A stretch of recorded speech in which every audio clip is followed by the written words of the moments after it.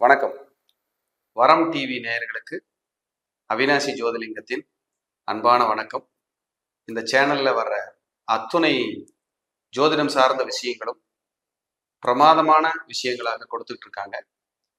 இதுல என்னுடைய நிகழ்ச்சி உங்களுக்காக வருவதில் நான் பெரும் மகிழ்ச்சி அடைகிறேன். இந்த சேனலை தொடர்ந்து பாருங்க, தொடர்ந்து சப்போர்ட் பண்ணுங்க.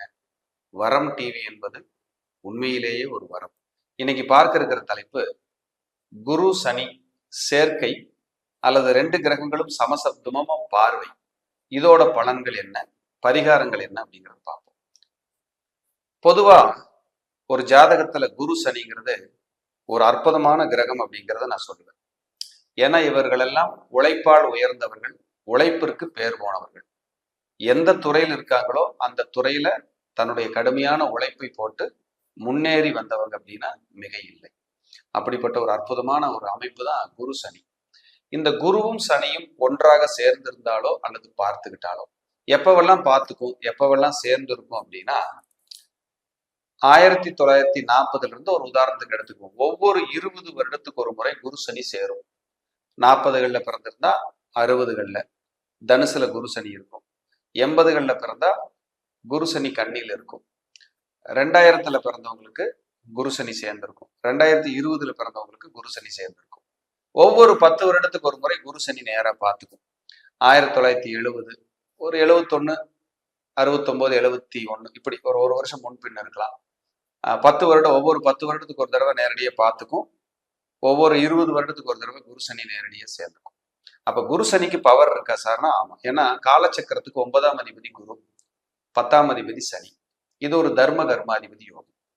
இவங்க பாருங்க, அவங்க வம்சாவளியில அவங்க ஃபேமிலியில உழைப்பால் உயர்ந்து எல்லாத்த விட மேல்நிலையில வாழ்ந்து ஜெயிக்கிறதுக்கான அமைப்பு கொண்டவங்க. இது பொது கருத்து. இது ஒரு 80% பொருந்தி வரும். மற்றபடி உங்க ஜாதக அமைப்பு தான் மற்ற விஷயங்களை எல்லாம் சொல்லணும் அப்படிங்கிறத மைண்ட்ல வச்சுக்கங்க. குரு சனி ரொம்ப சூப்பரான ஒரு பிளானட். ஆனா இதுல பிளஸ் இருக்கு, மைனஸ் இருக்கு. பிளஸ் என்னன்னு முதல்ல பார்ப்போம். நிறைய பெரிய மனிதர்களோட தொடர்பு இவர்களுக்கு எளிதில் கிடைத்துவிடும். தர்ம சிந்தனை மிக்கவர்கள். யாருக்காவது ஏதாவது கொடுக்கணும், செய்யணும், பெருசா எதிர்பார்க்காம அவங்களுக்கு ஏதாவது நல்லது பண்ணணும்னு நினைக்கிற கிரக சேர்க்கை. மைனஸ் அப்படின்னு பாத்தீங்கன்னா, குழந்தைகளால மன வருத்தம் அடையாத குரு சனியே கிடையாது. ஒண்ணு குழந்தைக்கு ஹெல்த் இஷ்யூஸா இருக்கும், இல்ல குழந்தை சரியா படிக்காது, இல்ல குழந்தைங்க லவ் பண்ணிட்டு இருப்பாங்க. அப்படி இல்லைன்னா குழந்தைங்க அப்பா அம்மா பேச கேட்க மாட்டாங்க. இல்லைன்னா குழந்தைங்க ஏதாவது ஒரு ரூபத்துல ஒரு பாதிப்பு இருக்கும். இதனால எல்லாம் அந்த தந்தை தாய் 2 பேருமே கடும் மன உளைச்சலுக்கு ஆளாவாங்க அப்படிங்கிறது ஒரு கணக்கு. அப்ப குருவும் சனியும் சேர்ந்திருந்தால் ஒரு ஜாதகத்தில் அல்லது பார்த்துக்கிட்டாங்கன்னா இவங்க உழைப்பால் உயர்ந்து மேல வந்துருவாங்க. உறவுகளால காயப்படுத்தப்பட்டு, உறவுகளால கசக்கி புழிஞ்சு என்ன நல்லது இவங்க போய் செஞ்சாலும் மற்றவங்க இவங்களை முதுகுல குத்துறது உறுதி. இதனாலேயே மன வேதனை அடைஞ்சு இவங்க தனிமையை மட்டுமே எடுத்துக்கிட்டு மற்றவங்க உறவுகளோ நண்பர்களையோ வெறுக்கிற நிலைமைக்கு ஆளாயிடுறாங்க.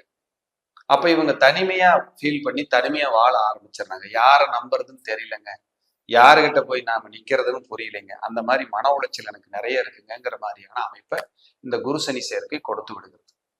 அப்ப இந்த குரு சனி சேர்க்கை பார்வை இருந்தா ஒரு ஜாதக ரீதியா இருந்துச்சுன்னா இவர்களுக்கு ஒரு குழந்தை ஹார்ட் பீட் நின்று அபார்ட் பண்ணோம், டிஎன்சி ஆயிடுச்சு, ஒரு குழந்தைக்கு ஒரு குழந்தை இடைவெளி இருக்கு, குழந்தை பிறந்ததுக்கு அப்புறம் குழந்தைகளால மன வருத்தம் அடைஞ்ச, இதெல்லாம் சொல்லலாம். பிளஸ் என்னன்னா, குழந்தை பிறந்துதான் இவங்க லைஃப் ஸ்டைல் உயரும், ஒரு உயரத்துக்கு வருவாங்க, புகழ் அடைவாங்க, பொருளாதாரம் சேர்ப்பாங்க, முன்னேற்றம் அடைவாங்க.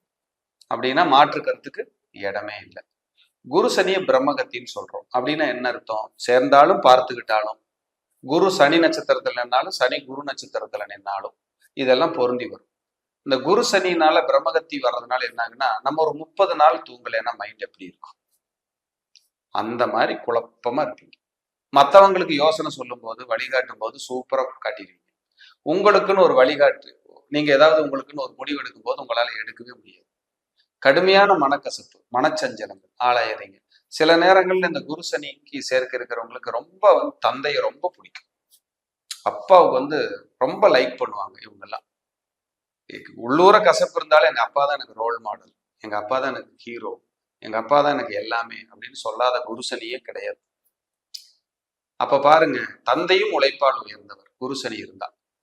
அவங்கெல்லாம் ரொம்ப எளிமையா வாழ்ந்துட்டு போயிருப்பாங்க, ஒன்றும் சேர்த்து வச்சிருக்க மாட்டாங்க, ரொம்ப கஷ்டப்பட்டிருப்பாங்க. யாராவது அழுகுறாங்க, யாராவது கஷ்டப்படுறாங்கன்னா இந்த குருசனி சும்மா இருக்காது, எதையாவது எடுத்து கொடுத்துரும். தனக்கு என்ன சக்தி இருக்குதோ அதை கொடுத்து உதவி பண்ணுவாங்க. அப்படிங்கிறதால அந்த குருசனியோட வேலை. குருனா பணம், சனினா தடை.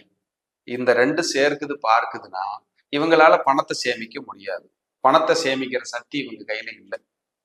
அப்ப என்ன சொல்லுது? குரு சனி சேர்க்கை பார்வை இருந்தா பணத்தை சேர்த்து வச்சுக்கணும், ஒரு லேண்டா வாங்கி போட்டுக்கலாம், ஒரு ஜுவல் எடுத்து வச்சுக்கலாம், ஒரு கோல்டு வாங்கி வச்சுக்கலாம். இதெல்லாம் இவங்க ஆரம்பத்திலேயே பண்ணிடணும். இல்ல ஃபியூச்சர்ல வரும்போது இவங்களுக்கு என்ன தொந்தரவு ஆகுது தெரியுங்களா? எல்லாருக்கும் கொடுத்து கொடுத்து உதவினேன், இப்ப நான் நிராயுதபாணியா நிக்கிறேன், என்னால ஒண்ணுமே பண்ண முடியல அப்படிங்கிற லைஃப் வாழ்ற மாதிரியான ஒரு கண்டிஷனுக்கு போயிடுறாங்க. அப்ப இந்த குரு சனி அப்படிப்பட்ட ஒரு கசப்பையும் பிரச்சனையும் கொடுக்கறது, ஒரு நன்மையும் பெரிய அளவுல செய்யுது. அப்படின்னா ரெண்டும் கலந்துதான் இருக்கு. இந்த குரு சனிக்கு பரிகாரம் அப்படின்னா, இது சேர்ந்தாலோ பார்த்துக்கிட்டாலோ திருவிடை மருதூர் போய் ஒரு தடவை பிரம்மகத்தி தோஷத்தை நிவர்த்தி பண்ணிடணும். நிவர்த்தி பண்ணிட்டீங்கன்னா நல்லது. ஒரு அனுச நட்சத்திரத்தன்னைக்கோ, ஒரு தேய்பிரை வியாழனோ, ஒரு தேய்பிரை சனிக்கிழமையோ காலையில 6 மணிக்கு திருவிடை மருதூர்ல மகாலிங்கேஸ்வரர் ஆலயத்துல நீங்க அங்க இருக்கணும். இருந்து பிரார்த்தனை பண்ணிட்டு வந்தீங்கன்னா உங்களுக்கு வாழ்க்கையில ஒரு விமோச்சனம் சூப்பரா கிடைச்சிடும், ஒரு நிம்மதி சூப்பரா கிடைச்சிடும். இதெல்லாம் நீங்க பண்ணீங்கனாலே உங்களுக்கு லைஃப் ஸ்டைல் ரொம்ப நல்லா இருக்கும். ஒரு போராட்டத்திலிருந்து உங்களுக்கு விடுதலை கிடைக்கும். அதே போல மதுரை மீனாட்சி அம்மன் ஆலயத்துக்கு வருடம் ஒரு முறை போயிட்டு வந்தீங்கன்னா, மீனாட்சியும் சுந்தரரையும் பார்த்துட்டு வந்தீங்கன்னா உங்களுக்கு மன அழுத்தம் கம்மியாகும், காரிய தடைகள் அதாவது இல்லாம சரியாகி ஒரு நல்ல நிலைமையை நோக்கி நீங்க போறதுக்கான வாய்ப்புகளை எல்லாம் அந்த குருசனி சூப்பரா கொடுத்துரும். ஆனா பொதுவா இந்த குருசனி சேர்க்கை என்பது எளிமையாக வாழ்வார்கள், எளிமையாக வாழ்ந்தவர்கள், கஷ்டத்தை உணர்ந்தவர்கள், கஷ்டம் என்பது இவர்களுக்கு நன்றாக தெரியும், உறவுகளை பற்றி உணர்ந்து கொள்வார்கள், நண்பர்களை பற்றி புரிந்து கொள்வார்கள். இவர்கள் மற்றவர்களுக்கு உதவியாக இருப்பார்களே தவிர யாரிடமும் சென்று இவர்கள் உதவி கோரிக்கை வைக்க மாட்டார்கள். அப்படிப்பட்ட அற்புதமான வாழ்க்கை வாழ இந்த பூமியில் பிறந்தவர்கள் குருசனி சேர்க்கையோ குருசனி பார்வையோ உள்ள நபர்கள். அப்ப குருசனி என்பது உழைப்பால் உயர்ந்தவர்கள், உழைப்புக்கு பெயர் போனவர்கள், உழைப்பை நம்பியே வாழ்வார்கள் என்று சொல்லி இந்த ஜாதக ரீதியாக ஒவ்வொரு தனி மனிதர்களுக்கும் உங்களுக்கு யாருக்கேனும் குருசனி சேர்க்கையோ பார்வையோ இருந்தால் நான் மேற்சொன்ன பரிகாரங்களை கூறியது போல் நீங்கள் வழிபாடுகளை செய்து கொண்டால், ஆலய வழிபாடுகளை செய்து கொண்டால் நிச்சயமாக உங்களுடைய கர்ம வினைகள் குறைந்து பொருளாதார சேர்க்கை, மனது அளவில் மனக்குழப்பம் இல்லாத வாழ்க்கை வாழ முடியும் என்பதை இந்த பதிவின் வாயிலாக உங்களுக்கு தெரிவித்துக் கொள்கிறேன். மீண்டும் ஒரு நல்ல பதிவிலே சந்திக்கிறேன். நன்றி, வணக்கம், வாழ்க வளமுடன்.